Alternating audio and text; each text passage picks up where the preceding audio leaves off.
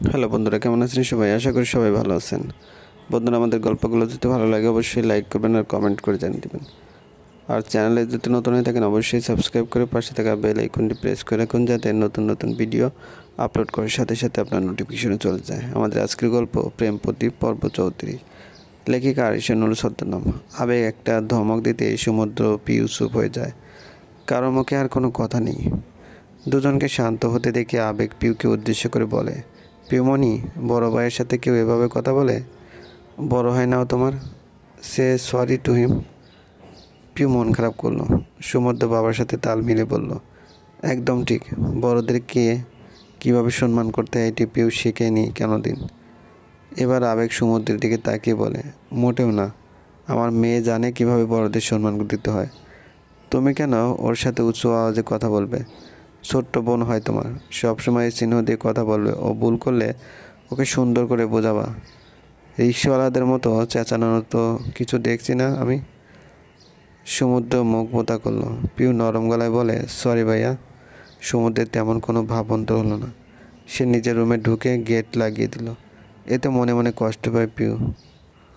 আবেগ পিউকে নিয়ে ডাইনিং রুমে আসলো। রোজলা এতক্ষণ দাঁড়িয়ে সবটাই দেখলো। এবারে তার নিজেকে দোষী মনে হচ্ছে।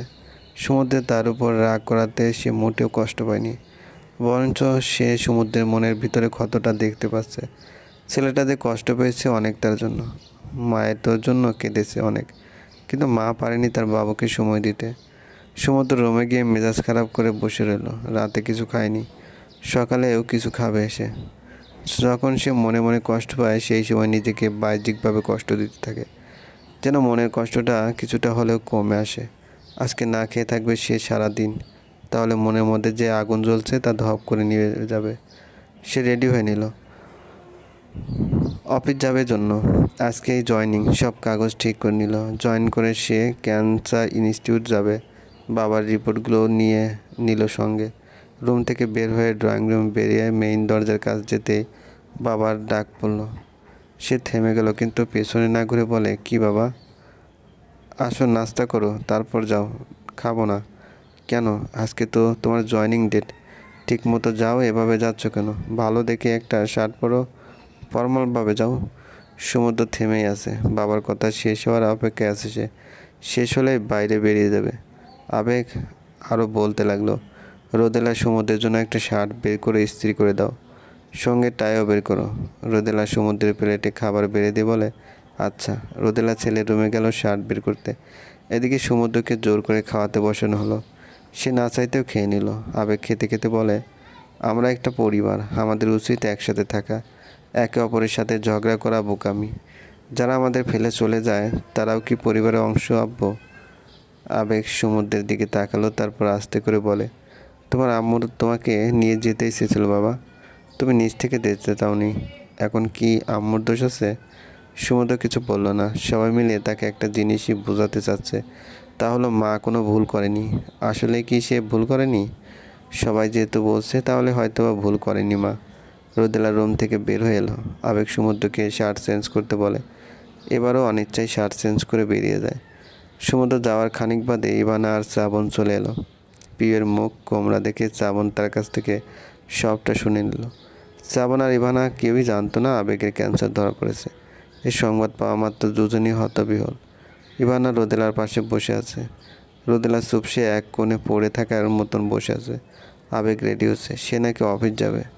ইভানা রোদেলাকে উদ্দেশ্য করে বলে, ভাবি, এখন কি করব আমরা? ভাইয়াকে ইন্ডিয়া নিয়ে যাব। রোদেলা থমথমে গলায় বলে, তোমার ভাই কোথাও যাবে না, নিজের দেশে চিকিৎসা করাবে। তার নিজের দেশের চিকিৎসকদের প্রতি অগাধ বিশ্বাস। সে কি আজকাল বিদেশে কত উন্নত মানের চিকিৎসা। ভাইয়া এমন কেন করছে? ঘাবড়ে গিয়ে। কেন আবার? আমাকে কষ্ট দেওয়ার জন্য? বাচ্চাদের কথাও ভাবে না সে। বলো, কি করব এখন আমি? তুমি বোঝাবো কে?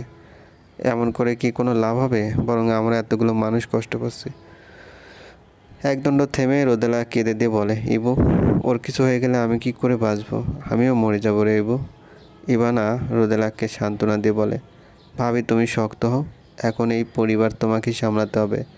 রোদেলা কেঁদে কেঁদে বলে, ওর পরিবারও সামলাবে, আমি পারবো না। এত বড় দায়িত্ব একা নিতে আর কেনই বা নিব? ওকে সব দেখতে হবে। ভাবি, প্লিজ কান্না থামাও। সব ঠিক হয়ে যাবে। রোদেলা আর ইভানা প্রায় সমবয়সী। রোদেলার আবেগের সময় যখন প্রায় বিচ্ছেদ হওয়ার, তখন ইভানা ঢাকায় তাদের সাথে থাকতো ছেলেকে নিয়ে। ইভানা বিবাহিত ছিল। তখন ইভানারও স্বামীর সাথে মনোমালিন্য চলতো, তাই 2 বছরের ছেলেকে নিয়ে মায়ের বাড়ি এসেছিল কয়েক মাস। রোদেলার সাথে ইভানার কখনো কোনো সমস্যা ছিল না। ননদ হিসেবে ইভানা ভালোই ছিল, তবে ইভানা কিছুটা একা একা থাকতে পছন্দ করে। রোদেলা যখন বিদেশে পাড়ি জমায়, সম্ভবত শ্রাবণ মাত্র কথা বলতে শিখেছে। তাকে মামা বলে ডাকতো। আবেগও মামারা দিলে কেউ মামা মামি বলতে পারতো না। শ্রাবণ আর পিউ বসে আছে ছাদে।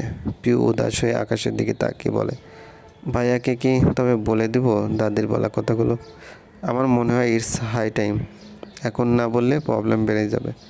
ভাইয়া, আসলে আমি সব বলে দেব, তুই থাকবি আমার সাথে। আচ্ছা। শ্রাবণের ফোন বেজে উঠল।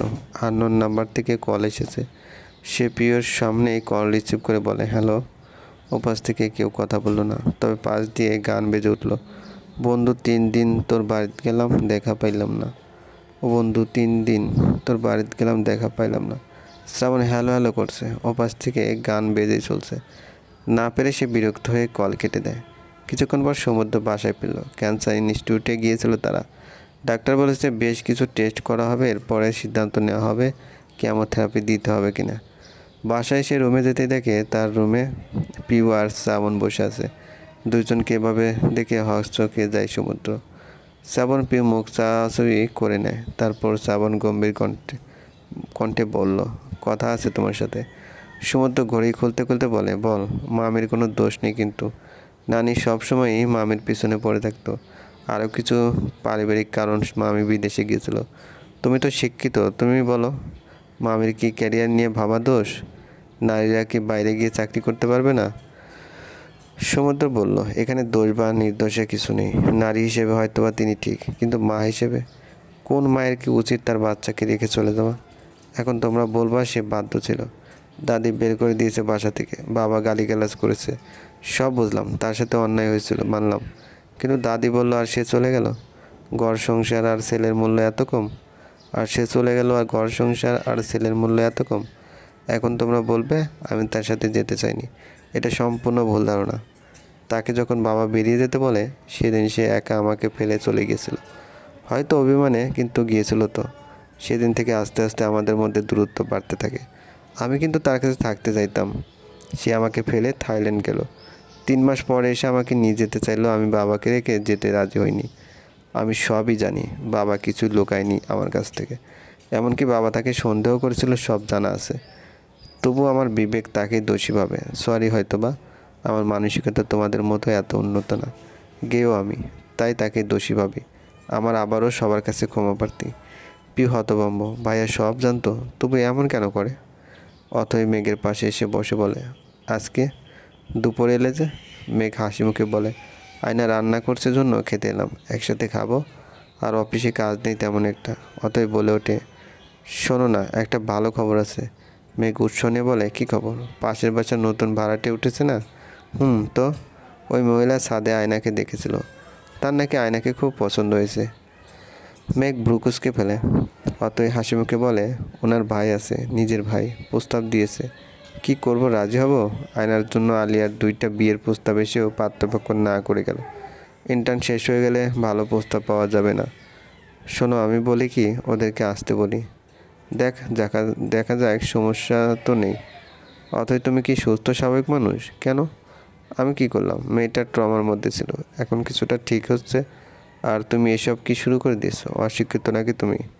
অতএব ফুসতে ফুসতে বলে, হ্যাঁ আমি তো অশিক্ষিতই।